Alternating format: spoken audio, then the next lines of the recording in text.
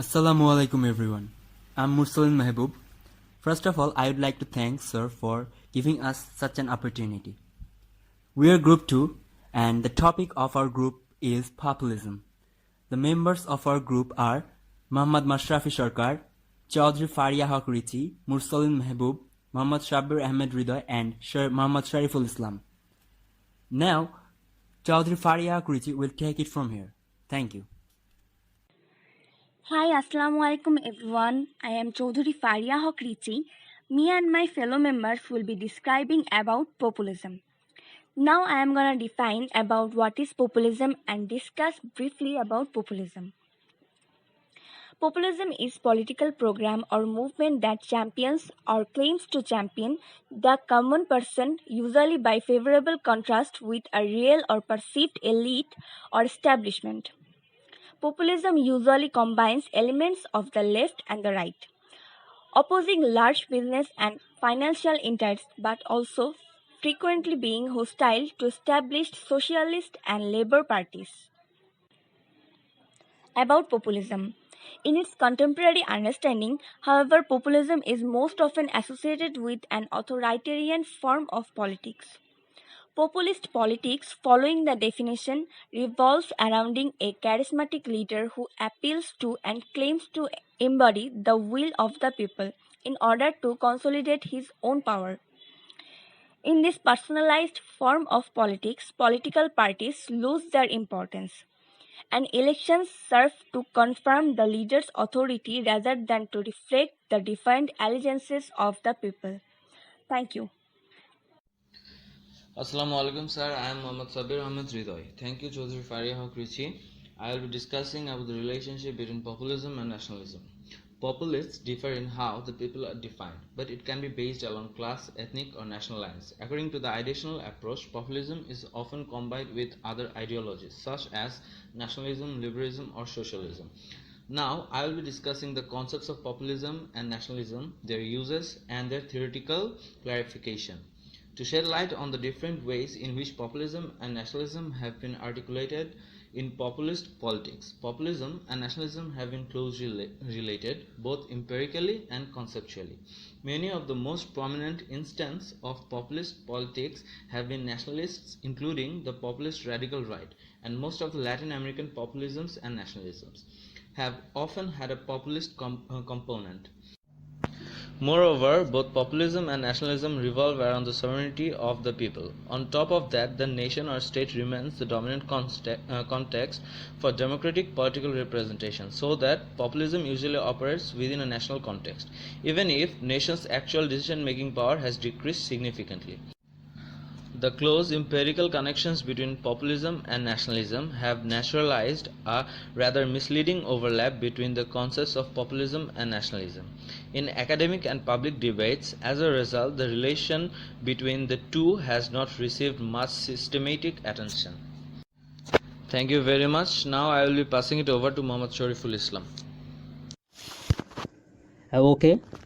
So hello everybody, Assalamu alaikum. This is Sharif Muhammad Shariful Islam. I am going to discuss about the topics how populist emerged and success in election.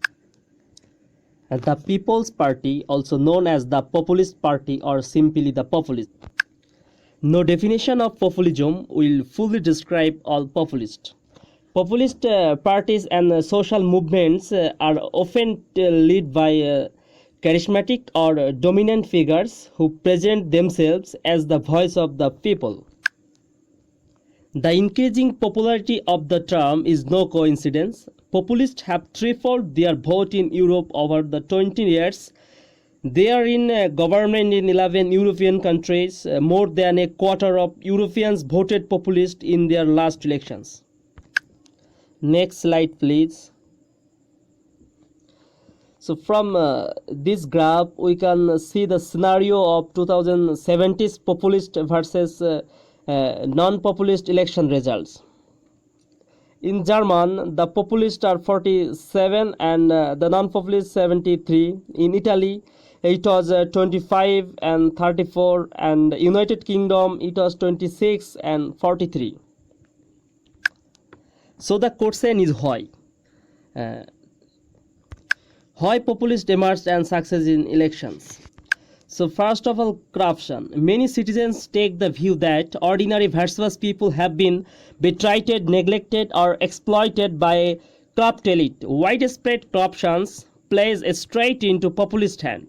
It is turned out that political parties are highly corrupt. The populists claim that people are exploited and inward-looking, condescending elite will find wide public support. This is exactly what happened in Italy in the early 1990s.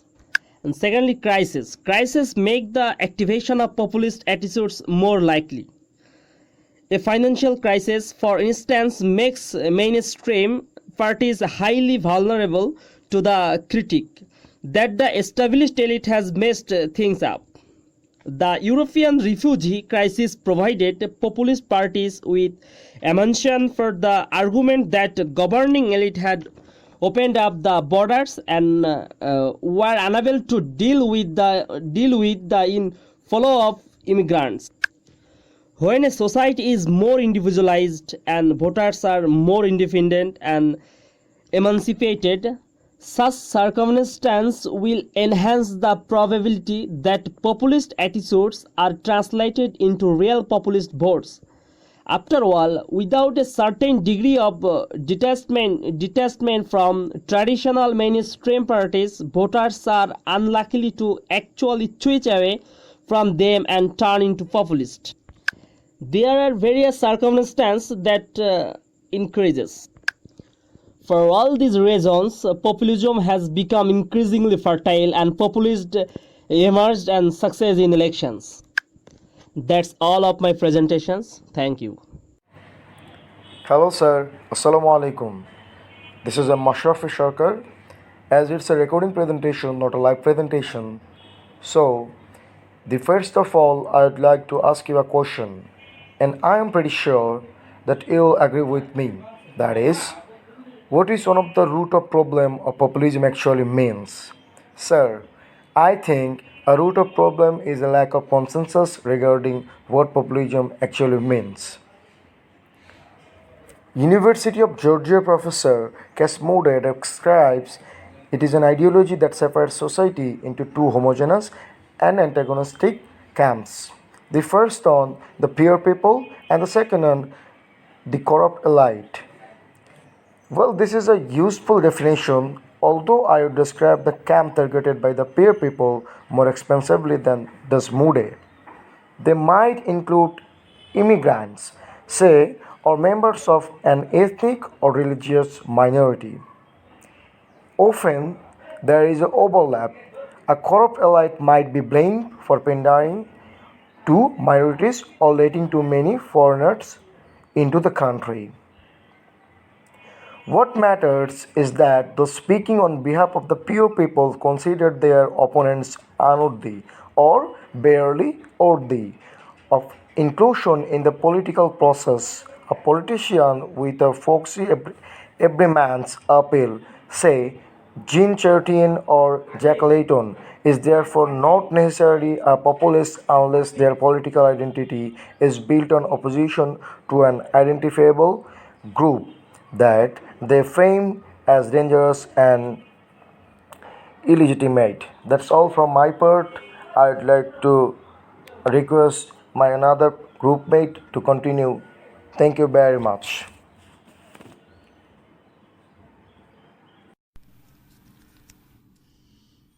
Hello again everyone, I'm Mursalin Mehboob. Thank you Muhammad Mashrafi Sharkar for leaving the rest of the presentation to me, and I'll gladly take it from here. I'll be discussing about populists around the world. There have been a lot of populists, rather I should say famous populists till date, such as Andrew Jackson, William Jennings Bryan, Huey Long, George Wallace, Bernie Sanders, Ross Perot, etc. Right now, the four most populous democracies in the world are ruled by populists. Narendra Modi in India, Donald Trump in the United States, Joko Widodo in Indonesia, and Bolsonaro in Brazil. That makes it rather important to know which scholars are correct. Either democracy is in the midst of an unprecedented global retreat, or we're witnessing a solitary course correction in which citizens are finally holding global elites to account for their failures. Donald Trump's 2016 presidential campaign, noted for its anti-establishment, anti-illegal immigration, and anti-free trade rhetoric, was characterized as that of a right-wing populist. The ideology of Trump's former chief strategist, Steve Bannon, has also been described as such. Narendra Modi, like many populists, branded himself internationally as an economic reformer. As State Minister of Gujarat, Modi pledged in 2012 to create an atmosphere that minimizes red tapeism and encourages business. The following year, he suggested India needed modernization, not westernization, pointing toward the example of South Korea's economic boom. The ascent of populism is a problem not just in the West but also in Asian nations like India as well, where Prime Minister Narendra Modi has been whipping up populist sentiment for electoral gains. The down-to-earth former carpenter and Jakarta governor Joko Widodo advanced a new form of technocratic populism that was inclusive, non-confrontational, and primarily focused on improving the quality of public service delivery. That won him the 2014 election in Indonesia. The oligarchic forces and other members of the old elite forcefully trying to intrude into his new government. Brazil plunged into economic crisis between 2014 and 18, the year when far-right populist Jair Bolsonaro won the presidential election. Although posing as an outsider, Jair Bolsonaro, a former captain for the Reserve Army, has a long career in politics. Between 1991 and 2018, he was elected 7 consecutive times as federal deputy for the lower chamber of Congress. Thank you, sir, for your conveniences. We have been through a lot of difficulties and you have been very supportive to us. That will be all from us. Have a good time, sir. Thank you.